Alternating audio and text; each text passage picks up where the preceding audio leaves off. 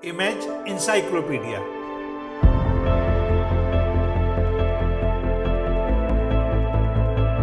जानकारियों और जिज्ञासाओं की अद्भुत दुनिया।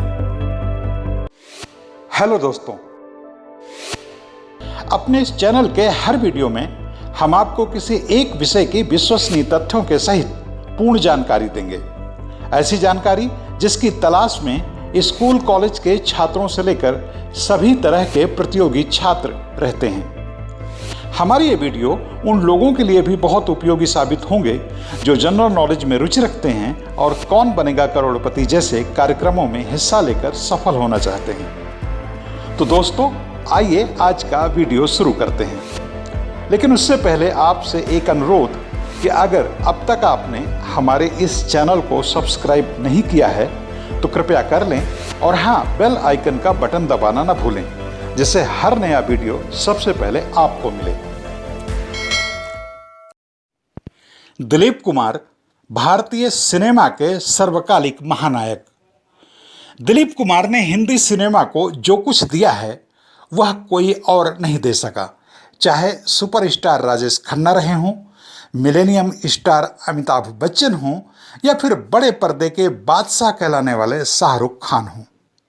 इन नायकों महानायकों को आज भी सिर्फ बढ़िया एक्टर ही माना जाता है, मगर ट्रेजेडी किंग दिलीप कुमार अपने आप में पूरा एक्टिंग स्कूल हैं।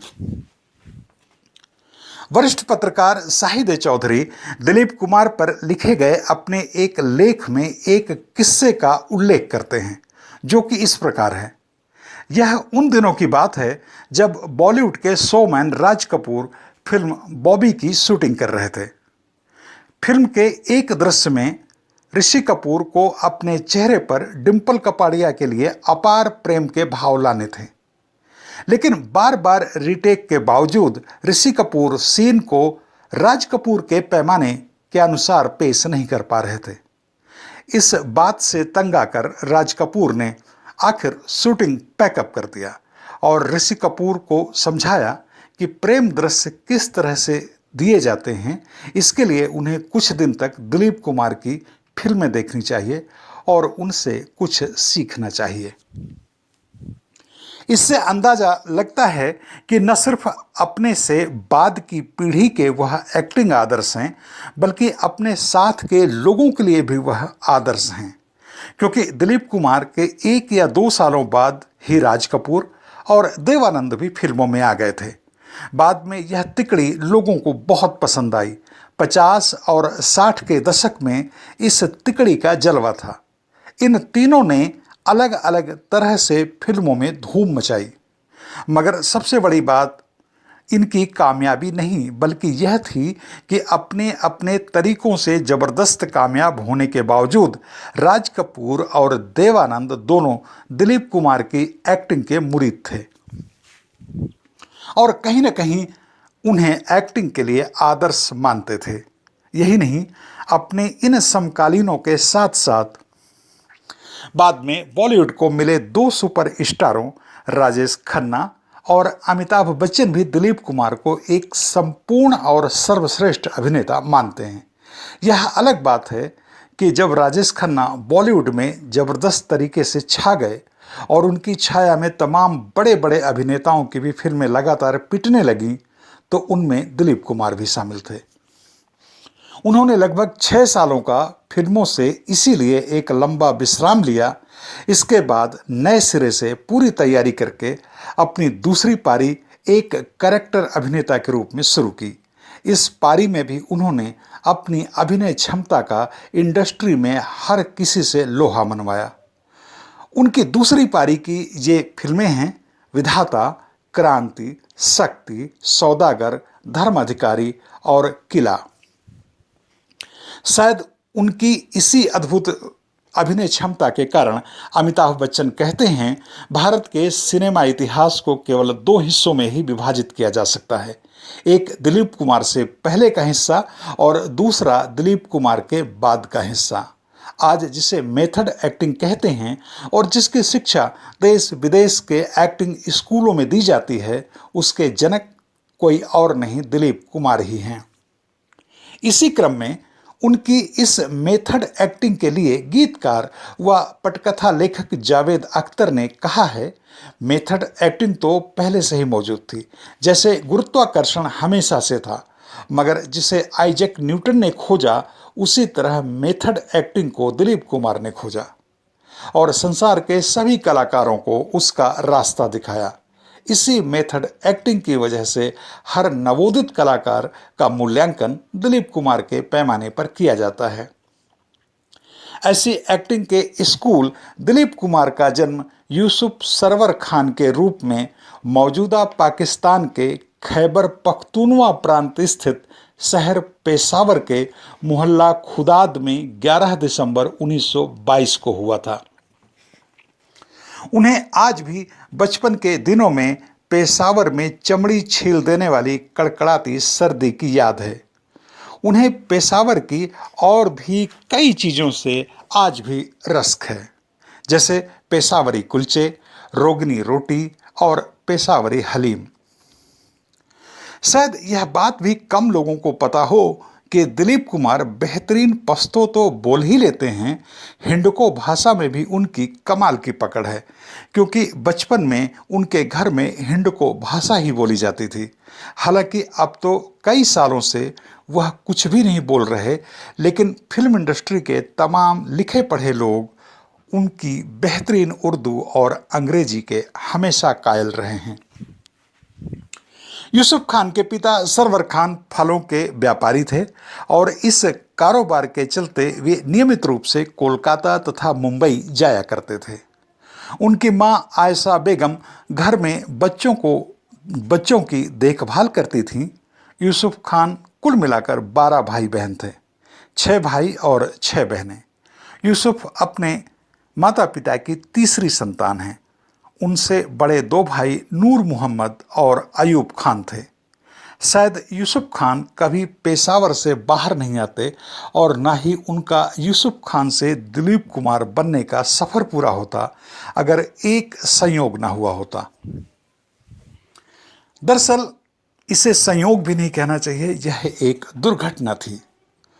उनसे बड़े भाई अयूब सबसे बड़े वाले भाई नूर मोहम्मद के साथ फलों के कारोबार के सिलसिले में जम्मू कश्मीर गए हुए थे।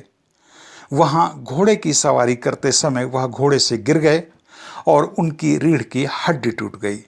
उन दिनों पेशावर में हड्डी का आधुनिक तरीके से इलाज संभव नहीं था, इसलिए अयूब के इलाज के लिए सरवर खान को सपरिवार बम्बई आना पड़ा, जिसे आज मुंबई कहते हैं। हालांकि मुंबई की आबो हवा बीमार अयूब को रास नहीं आई, इसलिए जल्द ही इस परिवार को बम्बई से नासिक के निकट देवलाली में शिफ्ट होना पड़ा। यहाँ खान परिवार ने रहने के लिए पहले किराए का मकान लिया, फिर कुछ दिनों के बाद यहाँ अपना बंगला बनवा लिया। यूसुफ यहीं देवलाली के बर्नेस और मुस्लिम बोर्डिंग स्कूल में पढ़ाई की। उनके जिस भाई अयूब की रीढ़ की हड्डी टूट गई थी, जिस कारण वह घर में ही रहकर स्वाध्याय किया करते थे, उनकी वजह से यूसुफ खान यानी दिलीप कुमार अंग्रेजी साहित्य और धर्म के निकट आए। दरअसल अयूब खान बहुत धार्मिक स्वभाव के व्यक्ति थे। कुरान का उन्हें जबरदस्त अध्ययन था। इसके साथ ही वह अंग्रेजी साहित्य के भी बड़े अध्येता थे। चूंकि दिलीप कुमार अपने इन भाई से बड़े प्रभावित थे, इसलिए उन्हें भी धार्मिक शिक्षा और अंग्रेजी साहित्य से विशेष लगाव हो गया। यही वजह है कि बहुत कम उम्र में ही दिलीप कुमार ने Shakespeare, Bernard Shaw, Maupassant, Charles Dickens आदि को करीब करीब पढ़ डाला और उनसे जबरदस्त साहित्य के प्रति अनुराग पैदा हो गया। हालांकि दिलीप कुमार एक साहित्यकार के रूप में तो कभी कुछ नहीं लिखा, लेकिन यह साहित्य अनुराग और अंग्रेजी साहित्य का खूब ज्ञान उनके न सिर्फ ताउम्र काम आया, बल्कि उनकी शख्सियत गढ़ने में भी इसने बड़ी भूमिका निभाई। जैसा कि हर कामयाब इंसान के साथ होता है, उसके जीवन में बहुत सारी कहानियाँ जैसी घटनाएं घटती हैं, या यूं कह सकते हैं कि ऐसे व्यक्ति चूंकि इतने संवेदनशील होते हैं कि हर घटना को भरपूर ढंग से घटने देते हैं, जिससे वे अपने आप में कहानियां बन जाती हैं। द्वितीय विश्व युद्ध के दौरान देवलाली की तमाम इमारतों को सेना ने अपने कब्जे में ले लिया, क्योंकि वहां छावनी थी। नतीजतन दिलीप कुमार अपने परिवार के साथ देवलाली छोड़कर मुंबई आ गए। यहाँ बांद्रा में पॉली माल रोड पर पहले खान परिवार ने एक किराए का मकान लिया, बाद में यहीं अपना घर बनाया। दिलीप कुमार, जो तब तक यूसुफ खान ही थे, अपने छोटे भाई नासिर खान के साथ यहीं स्थित अंजुमन इस्लामिया स्कूल में दाखिला लिया, जहां इन लोगों के हास्य कलाकार मुकरी से दोस्ती हुई। दिलीप कुमार हाई स्कूल की परीक्षा प्रथम श्रेणी से पास की। बाद की पढ़ाई में उन्होंने अंग्रेजी और उर्दू साहित्य में अपनी दिलचस्पी दिखाई, लेकिन पिता के दबाव के चलते विल्सन कॉलेज में विज्ञान स्नातक होने के लिए एडमिशन लिया। यहाँ बॉटनी, जूलॉजी और मैथ्स में उन्हें सर खपाना पड़ा, लेकिन जल्द ही उन्हें यहाँ ऊब होने लगी। ऊब का कारण केवल ये उबाऊ विषय ही नहीं थे, बल्कि कॉलेज में फुटबॉल खेलने की व्यवस्था का न होना था। यूसुफ खान को फुटबॉल की यह कमी इतनी खली कि उन्होंने खालसा कॉलेज में एडमिशन ले लिया, जहां एक फुटबॉल टीम थी और फुटबॉल खेलने का भरपूर मौका भी था। हो सकता है तमाम लोगों को यह पता न हो कि दिलीप कुमार एक्टर बनने के बारे में तो कभी सोचा नहीं था, मगर यह बात दूर दूर तक लोगों को शायद मालूम हो कि वास्तव में वह एक जमाने में फुटबॉलर ही बनना चाहते थे। फुटबॉल उनका पहला प्रेम था। बेहतरीन फुटबॉल खिलाड़ी होने के कारण वह खालसा कॉलेज में बहुत मशहूर हो गए। लोग उन्हें यूसुफ शाह जी कहकर बुलाया करते थे। दिलीप कुमार की जिंदगी में एक बार फिर एक मोड़ आया। पिता का कारोबार करीब करीब ठप हो गया और यूसुफ साहब की कॉलेज की पढ़ाई अधूरी रह गई। वो पढ़ाई छोड़कर पुणे की फौजी कैंटीन में मामूली सी नौकरी कर लेते हैं। साथ ही पिता से सीखे गए फलों का व्यवसाय भी जारी रखते हैं। चूंकि अंग्रेजी आती थी, इसलिए अंग्रेज सैनिकों से घुल मिल गए, फुटबॉल खेलने की सुविधा भी मिल गई और फौजियों से दोस्ती के चलते फलों का कारोबार भी ठीक से चल निकला। मशहूर फिल्म लेखक डॉक्टर जयप्रकाश चौकसे ने कहीं लिखा है कि पुणे में रहने के दौरान उन्हें एक मराठी लड़की से प्यार भी हो गया था। सवाल है, उन्हें अच्छी तरह से रास आ रहे पुणे को आखिर क्यों छोड़ना पड़ा? जिस फिल्म इंडस्ट्री का उनको दूर दूर तक कोई सपना नहीं था, उनके दिमाग में ऐसी कोई बात नहीं थी, आखिर उस इंडस्ट्री का हिस्सा उन्हें कैसे और क्यों बनना पड़ा, जहां पहुंचकर वे दिलीप कुमार हो गए। दोस्तों, रुपहले पर्दे के इस महान अभिनेता की महागाथा अगले वीडियो में भी जारी रहेगी। इन सवालों का जवाब पाने के लिए हमारा अगला वीडियो जरूर देखें। तब तक के लिए नमस्कार।